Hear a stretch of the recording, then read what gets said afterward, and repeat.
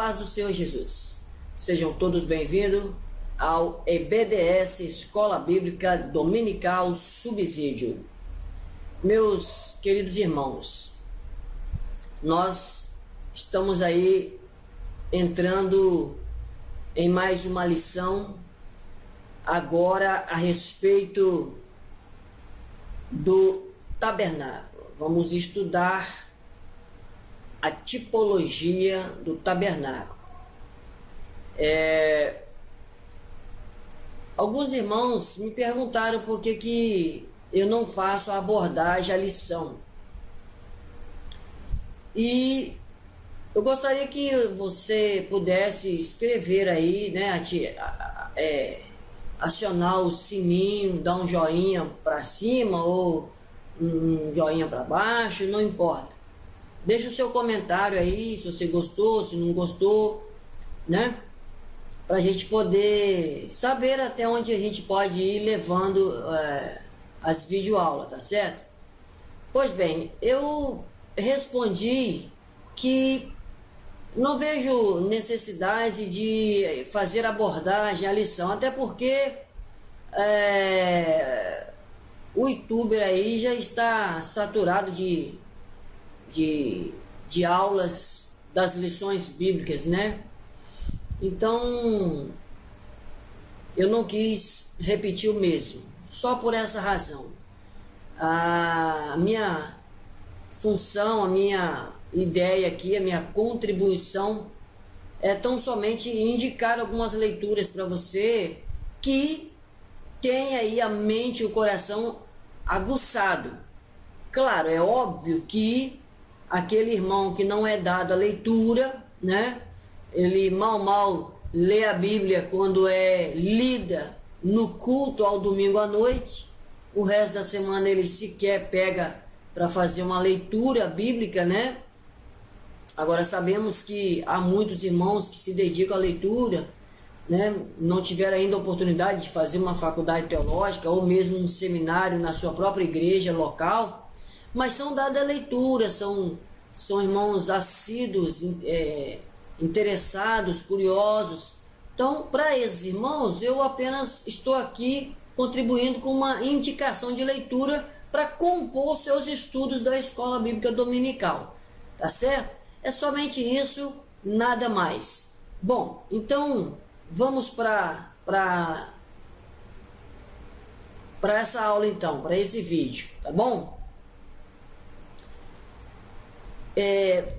Aí tá, vocês estão vendo aí, né, no mural aqui ao lado, essa lição agora sobre o tabernáculo, símbolos da obra redentora de Cristo, né? Eu queria fazer uma leitura com vocês hoje um pouco mais diferente daquilo que eu tenho feito. Eu tenho lido o livro, né, dos autores que a revista se utiliza, os livros base que a revista se utiliza para fazer esse resumo. Hoje eu quero trazer um assunto um pouco mais acadêmico. Eu quero mostrar para vocês uma tese a respeito da tipologia bíblica e depois indicar outras leituras, tá certo? Então, me acompanha aí nessa leitura. É um pequeno trecho, não vai ser demorado, só para que você possa ter um start, um pontapé inicial sobre o que vem a ser tipologia bíblica, né? Ok? Então, deixa eu mudar aqui essa imagem e nós vamos então fazer essa pequena leitura e já eu te dou outras indicações. Bom, então aqui ó, você vai perceber, se você acompanhar aí comigo no lado do mural, você vai perceber aí, tese apresentada ao programa de pós-graduação em língua hebraica, literatura e cultura judaica do Departamento de Letras Orientais da Faculdade de Filosofia, Letras e Ciências Humanas da Universidade de São Paulo para a obtenção do título de doutora em letras. Então aqui nós temos a professora orientadora e aqui nós temos a dona dessa tese, né? a doutoranda, né? Aqui, ó.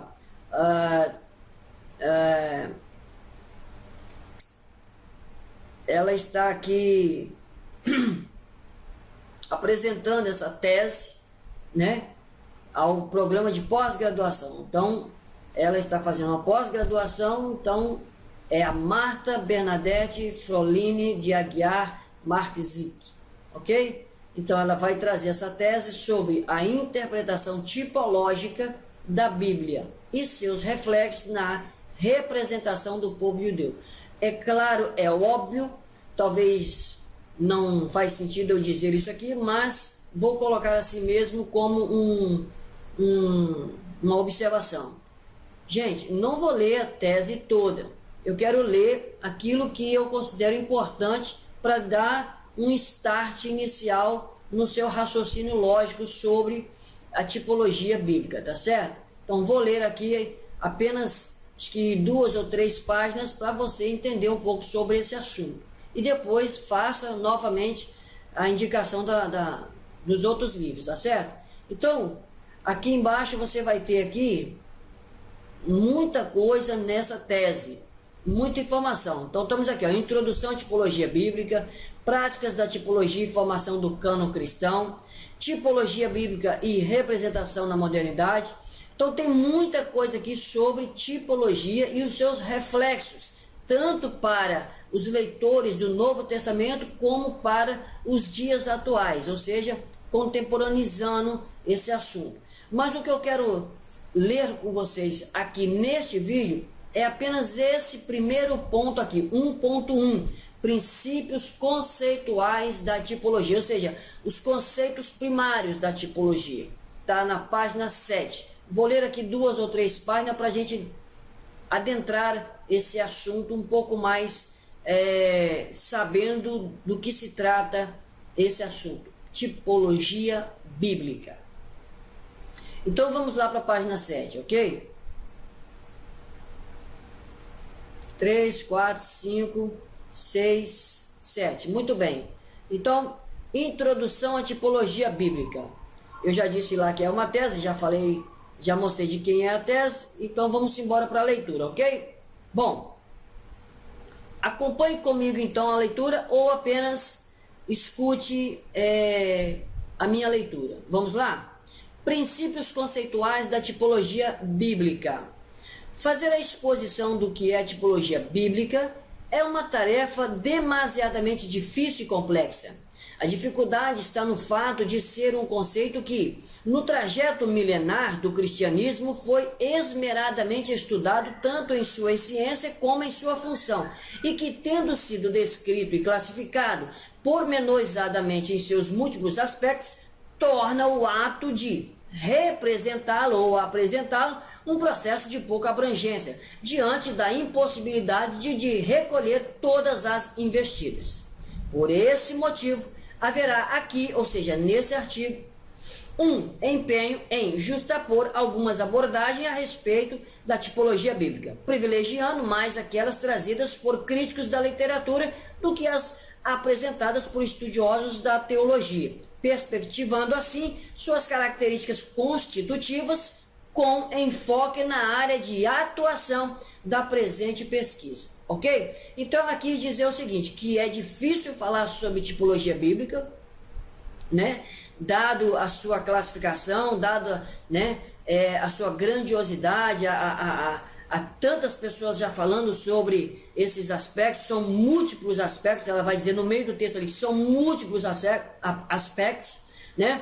É um tanto difícil de apresentar ou representar essa modalidade de leitura. E ela disse que vai trazer isso aí dentro de uma característica constitutiva, dando enfoque, né, ao interesse dessa pesquisa. Então ela vai trabalhar com autores que vai trazer informações mais precisas e acadêmicas do que propriamente estudiosos da teologia, tá certo? Então vamos para o segundo parágrafo. A tipologia bíblica é, via de regra, entendida como exegese. Trata-se de um princípio interpretativo da Bíblia, ou seja, via de regra, é um princípio interpretativo da Bíblia. Isso é o que ela diz sobre tipologia bíblica. Via de regra, é um princípio interpretativo da Bíblia. E como chama esse princípio? Exegese. O fato, no entanto, de ter sido amplamente utilizada, tendo ultrapolado os limites da escritura sagrada e religiosa, e de ser hoje facilmente reconhecida por leitores especializados, não significa que esteja identificada nos escritos bíblicos, por sua nomenclatura. Ou seja, o que ela quis dizer, apesar, né, de ser fácil de entender hoje os estudiosos, ela não está simplesmente identificada na Bíblia. Tipos ou figura. Alguns poucos exemplos são encontrados e recorrentemente citados nas publicações da área para justificar ou explicar tal uso terminológico. Vejamos alguns. A certa altura da carta aos Romanos, a pregação de Paulo nos diz, abre aspas, ora, a morte reinou de Adão até Moisés, mesmo sobre aqueles que não haviam pecado, cometendo uma transgressão igual à de Adão, o qual é tipos daquele que devia vir. Romanos 5,14.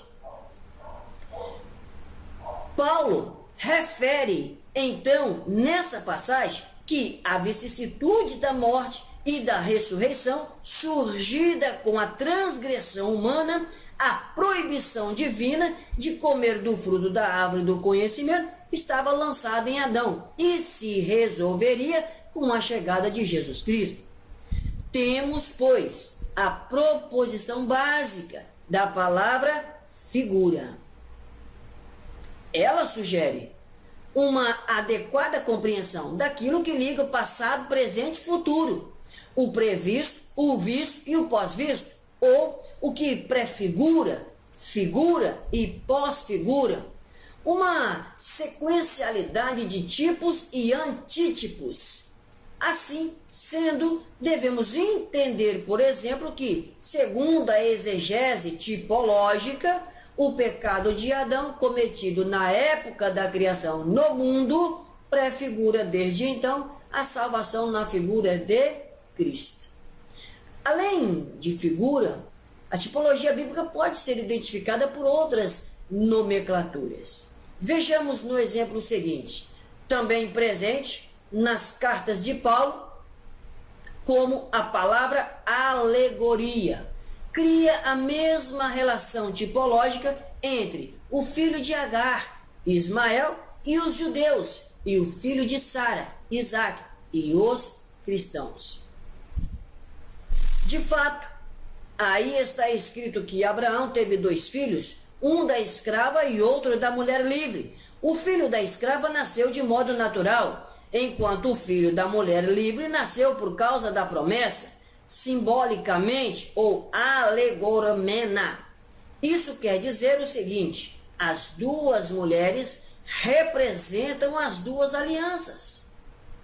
Uma, a do Monte Sinai, gera para a escravidão e é representada por Agar, pois o Monte Sinai está na Arábia, que é o país de Agar. E Agar corresponde a Jerusalém atual, que é escrava junto com seus filhos. Mas a Jerusalém do alto é livre. E ela é a nossa mãe. Gálatas 4, de 22 a 26. Neste trecho, o termo grego é alegoremene, ainda que em certas versões, como esta, aparece traduzido como simbolicamente. A palavra está nomeando o mesmo procedimento interpretativo que é, indistintamente, ora chamado de figura, ora de alegoria. Segundo explica Hansen, em seu livro Alegoria, abre aspas, ele diz, o verbo grego alegorein, por exemplo, tanto significa falar alegoricamente quanto interpretar alegoricamente. Conhecida, portanto, como alegoria interpretativa, a tipologia bíblica difere da noção clássica da alegoria como modo de expressão, aquela que refere o funcionamento utilizado por poetas gregos, romanos e medievais, em que a técnica metafórica de representar e personificar abstrações criava um discurso figurado para substituir o discurso próprio. A alegoria interpretativa, ou ainda a alegoria dos teólogos, é operada como hermenêutica. Do grego hermeneia, hermeneien, igual a transporte, transferir, termos traduzidos pelos latinos por interpretatio, interpretare, interpretação, interpretar, cuja técnica interpretativa decifra significações tidas como verdades sagradas em coisas, homens e eventos das Escrituras. E completa, abre aspas, diferentemente da leitura grego-latina, a alegoria hermenêutica cristã é uma semântica de realidades reveladas pelas coisas representadas pelas palavras. Não importa sejam palavras de sentido próprio ou figurado. A tipologia bíblica instaura uma dinâmica de comunicação entre os testamentos e dessa dinâmica surge uma chave de compreensão para o significado gerado pelos vínculos estabelecidos entre os fatos ou pessoas que figuram em uma e em outra ocasião, por exemplo, histórica. E uma vez criado o nexo entre as figuras, cria-se também um impedimento do ponto de vista da doutrina para que seja observada isoladamente. O procedimento interpretativo tipológico se assenhora, portanto, do Antigo Testamento como figura do Novo Testamento, em um movimento contínuo e eterno. Auerbach, em seu ensaio Figura, recupera a etimologia da palavra e ajuda a esclarecer o funcionamento da tipologia bíblica. A palavra figura, diz o autor, abre aspas, vem da mesma raiz de fingire, figulus, fictor e efígies. Significava forma plástica. Sua mais remota ocorrência data do século II a.C. e seu uso foi adquirindo, com o passar do tempo, novas nuances, tais como aparência externa, contorno, molde, forma, schema, tipos, plasma, aparência, imagem, visão, visão de sonho, fantasma, simulacro, semelhança, cópia. Em uma dessas alternâncias, a palavra latina passou a ser sinônimo do termo grego alegoria. Outras, ainda como embages, exemplo, similitudo, espécies, umbra, também a substituíam. Entretanto, Auerbach afirma que, em meio a essa variedade terminológica, a palavra figura é a mais adequada para expressar todos os exemplos do conceito de modo integral. Abre aspas. O princípio formativo criativo, a mudança da essência que permanece, os mártires de significado entre cópia e arquetipo. Fecha aspas. E em meio aos padres da igreja, o termo adquiriu importância histórica e seu significado passou a gravitar em torno do campo semântico da antecipação, da prefiguração do futuro, da profecia fenomenal. Importante frisar que, apesar de mover-se no mundo conjectural da profecia, da visão de sonho, a relação tipológica estabelecida entre dois acontecimentos é sempre resultante de algo real e histórico que anuncia alguma outra coisa que também é real e histórica.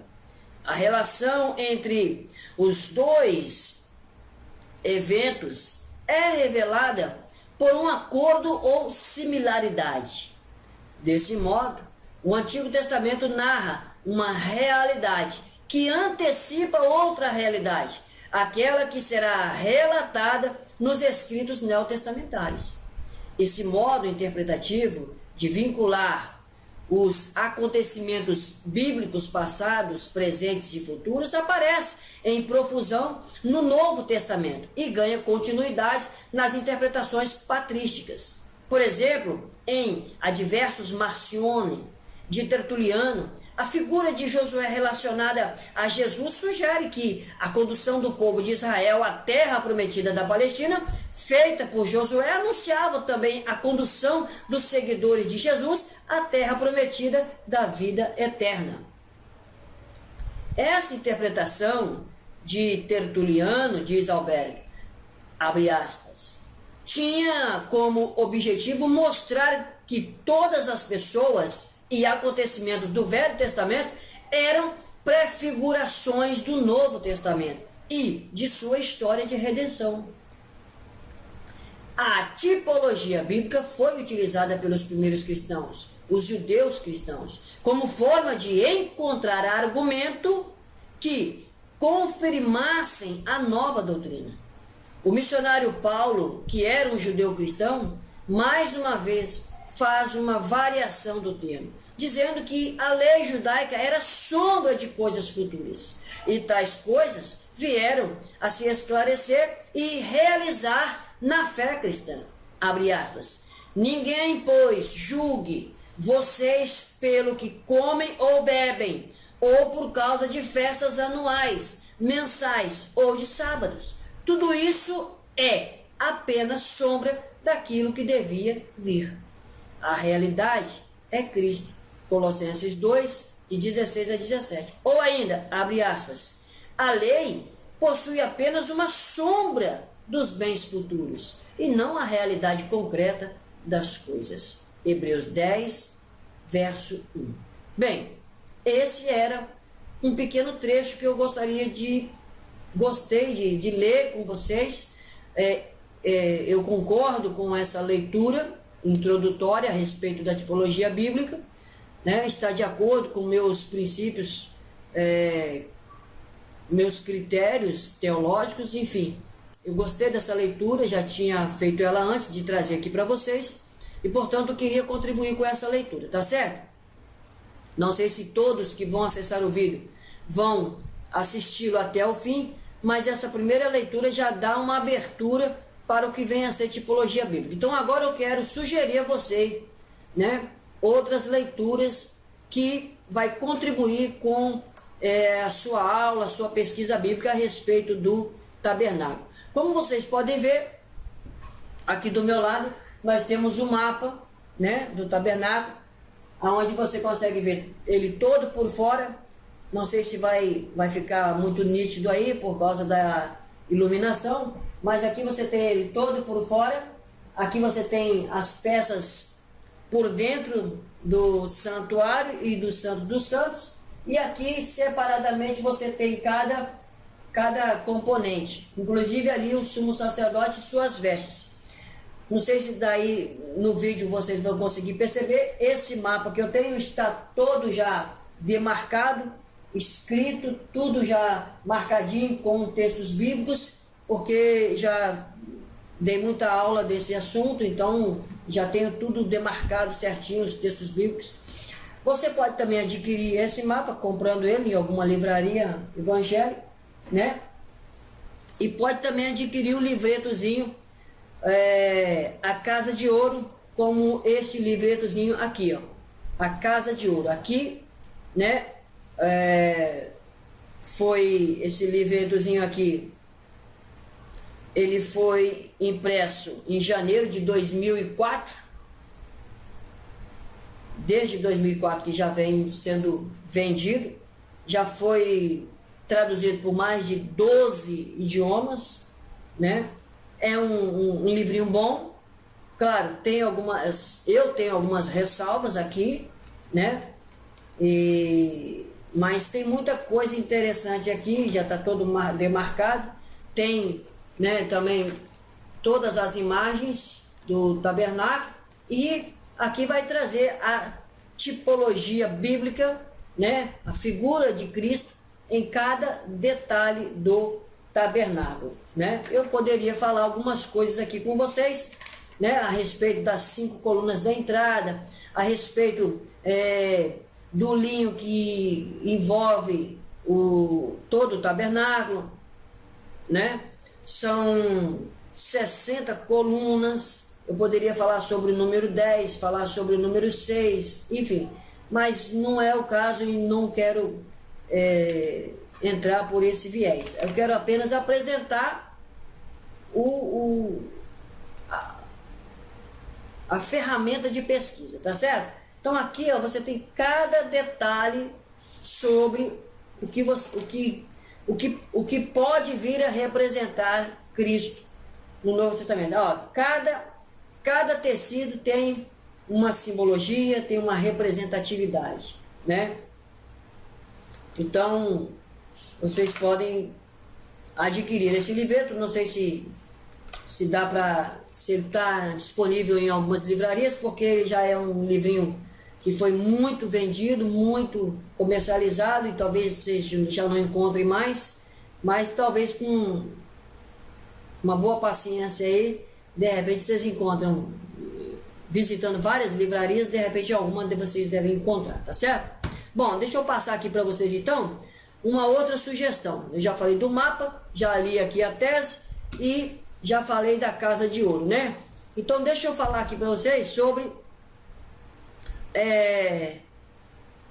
esse livrinho aqui também, CETADER, Centro Educacional Teológico. Centro Educacional Teológico das Assembleias de Deus do Brasil, CETADER, ok?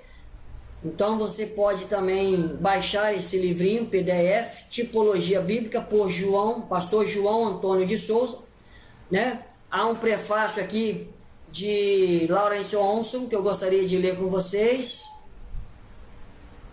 Não, eu acho que não é nesse livrinho aqui não, é outro livretozinho que fala que o Lawrence Onson faz um prefácio.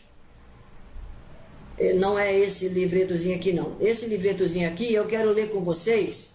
Aqui, ó, olha só, a Bíblia e os tipos, definindo o que é tipo, o desenvolvimento do conceito no Novo Testamento, como os primeiros cristãos recorreram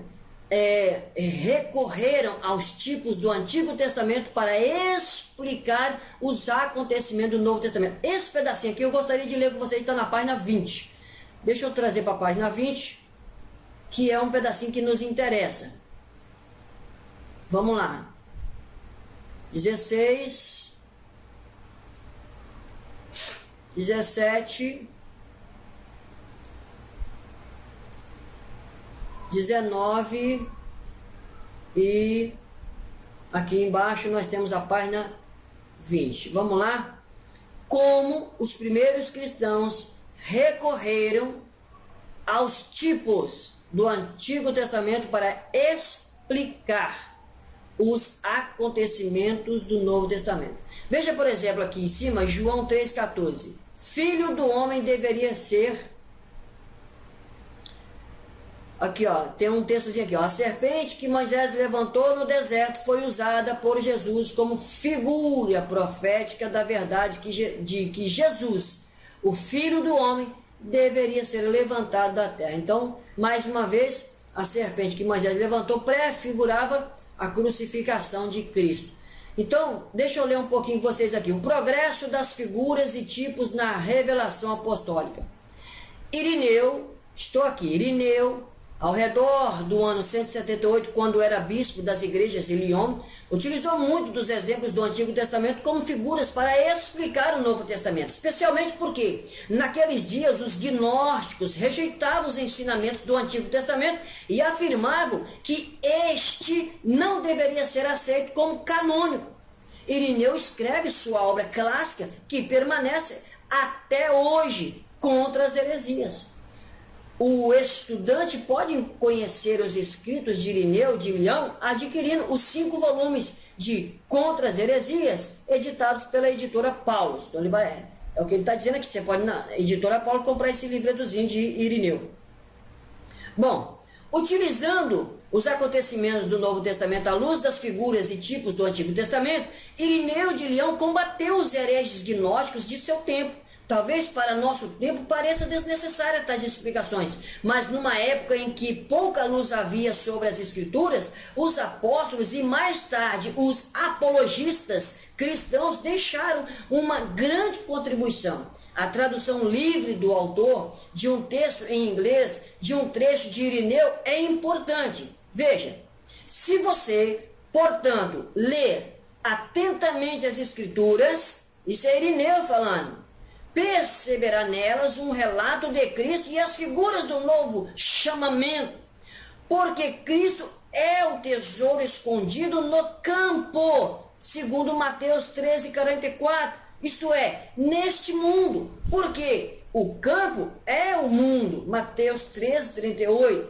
E o tesouro escondido nas Escrituras é Cristo, porque ele foi profetizado através de tipos e parábolas. Daí que sua natureza não poderia ser entendida antes da consumação dessas coisas que foram preditas, isto é, o advento de Cristo.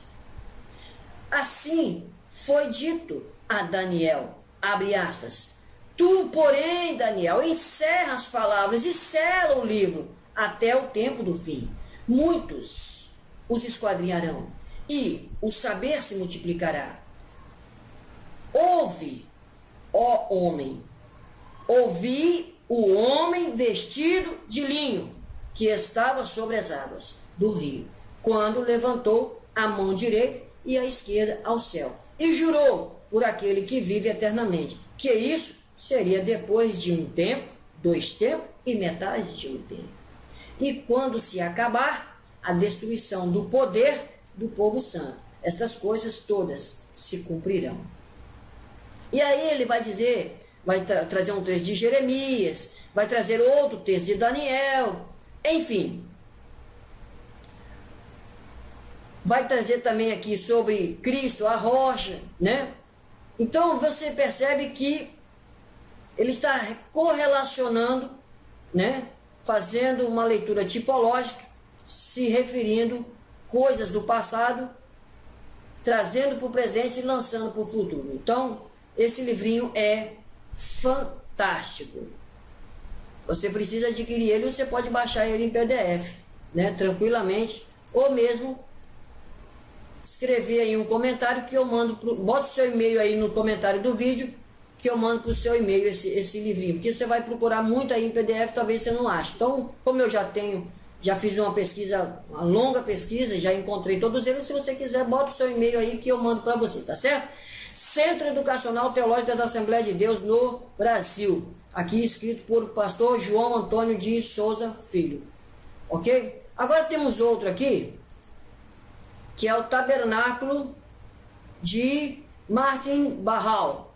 Esse também é um livro muito interessante, ele detalha muitas coisas, o tabernáculo, os materiais e os artes, a mesa dos pães, a arca da aliança, o castiçal, a cobertura bordada em querubins, as tábuas das travessas do santuário, o santuário do tabernáculo, o véu, o altar dos holocaustos, enfim, vai trazer muita coisa interessante, detalhe por detalhe, ele é muito minucioso nas colocações da escrita, então ele vai primeiro trazer o texto bíblico e depois trazer algumas informações a respeito daquela figura, tá certo?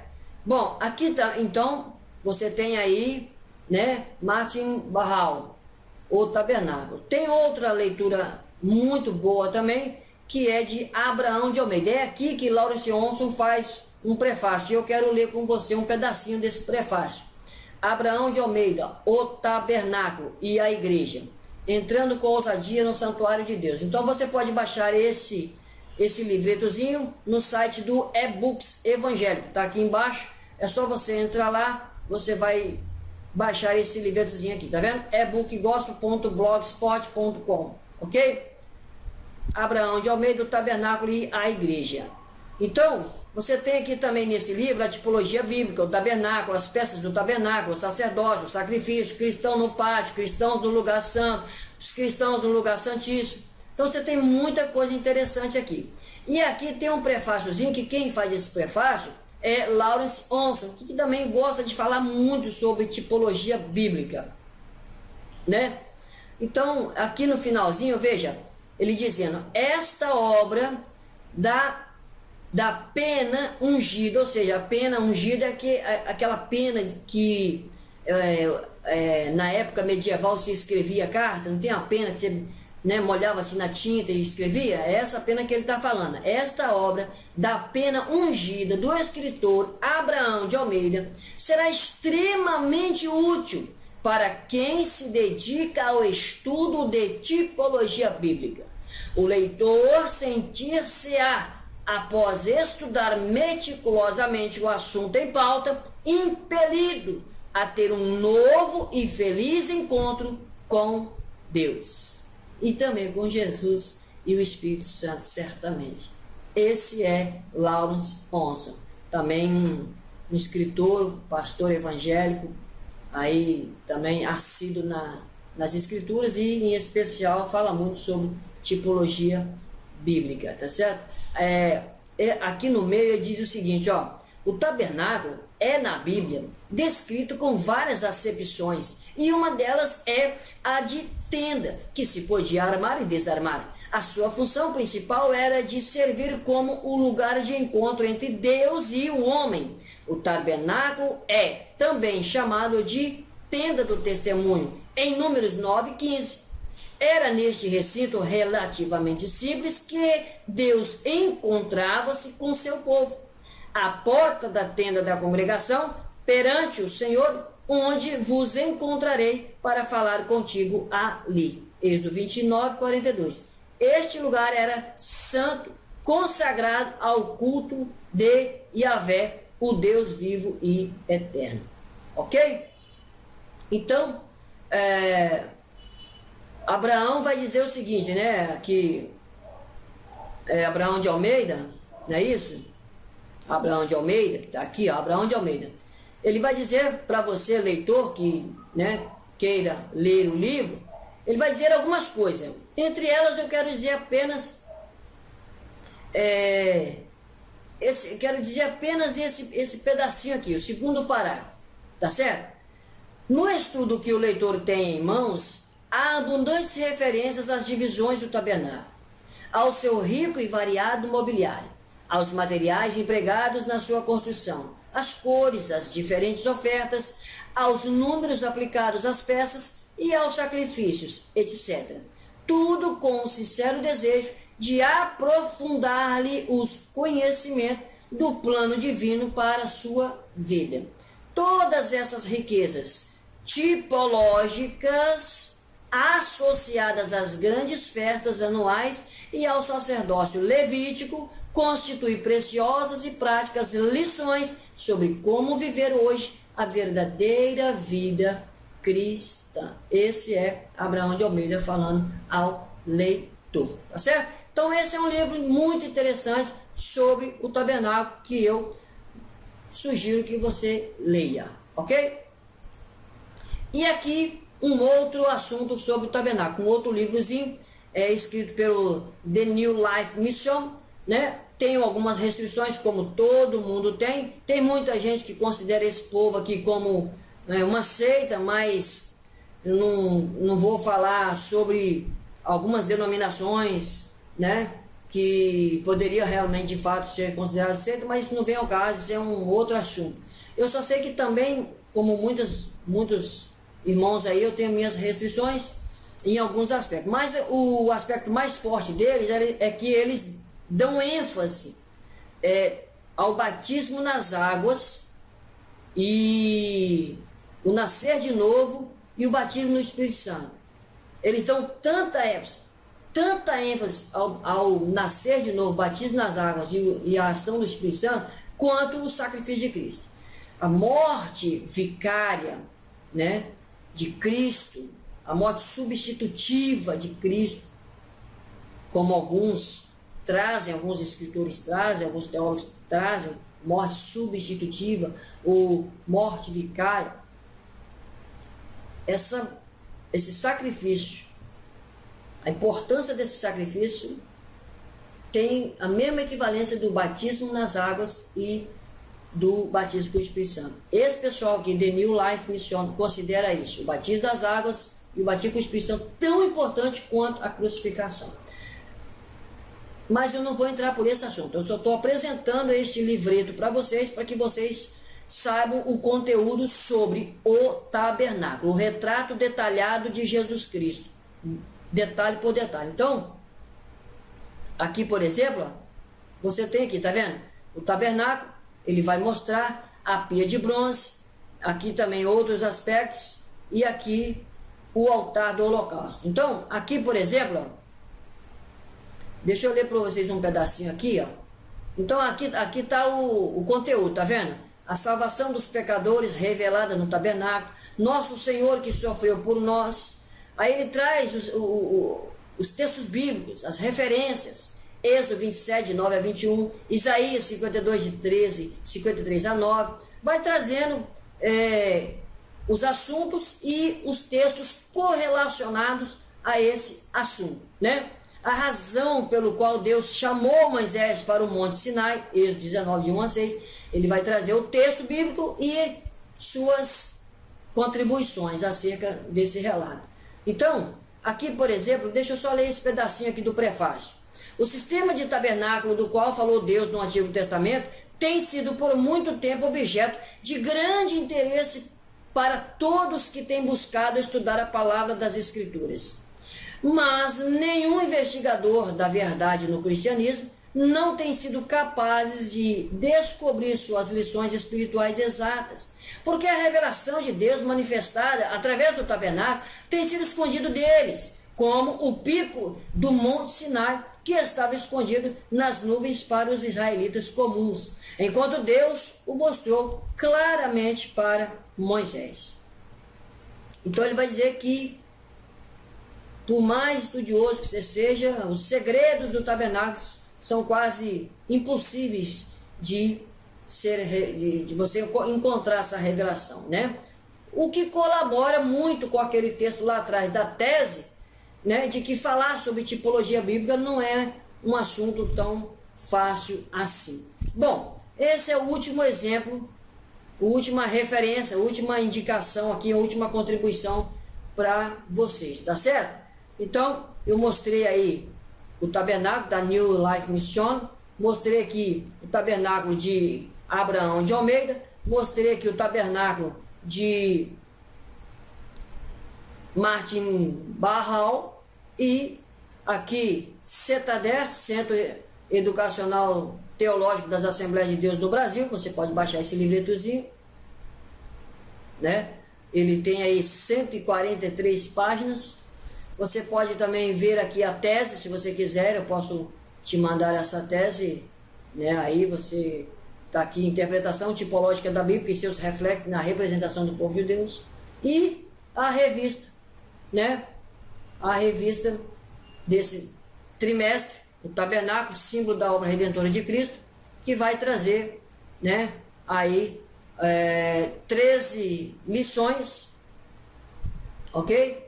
13 lições, o tabernáculo, o lugar da habitação de Deus, os artesãos do tabernáculo, entrando no tabernáculo, o pátio, o altar do holocausto, a pia de bronze, o lugar de purificação, as cortinas do tabernáculo, o lugar santo, o lugar santíssimo, a arca da aliança, o sistema de sacrifícios, o sacerdócio de Cristo e o Levítico, a nuvem de glória, o sacerdócio celestial e, por último, esse aqui, o sacerdócio celestial. 13 lições, tá certo? Então tá aí, boa aula. O tabernáculo, um lugar de habitação de Deus, é a primeira lição datada para 7 de abril de 2019. Este vídeo está sendo feito hoje, 6 de abril, um dia antes dessa lição introdutória, ok? Mas que certamente vai servir aí para quem quiser se debruçar sobre esse assunto, tá bom? É importante, digo para vocês, que não abra mão de fazer a leitura da carta aos Hebreus. É muito importante você ler Hebreus, ler introdução sobre a carta de Hebreus, ler a historicidade sobre a carta de Hebreus, né? Eu gosto de leitura, então, esse aqui, por exemplo, ó, esse The New Life Times, o Tabernáculo, né? Eu tenho esse livrinho aqui, por exemplo, do mesmo autor, né? Paul C. John. Ele vai falar sobre a era do anticristo, né? O martírio, o arrebatamento e o reino milenar de Cristo, né? Ele vai falar sobre esse assunto aqui, sobre o nascer de novo, nascer das águas, nascer do Espírito, da água e do Espírito. Eu sou dado à leitura, mas gosto de ter, né, a minha literatura, e acho que você também deve ter a sua literatura, tá certo?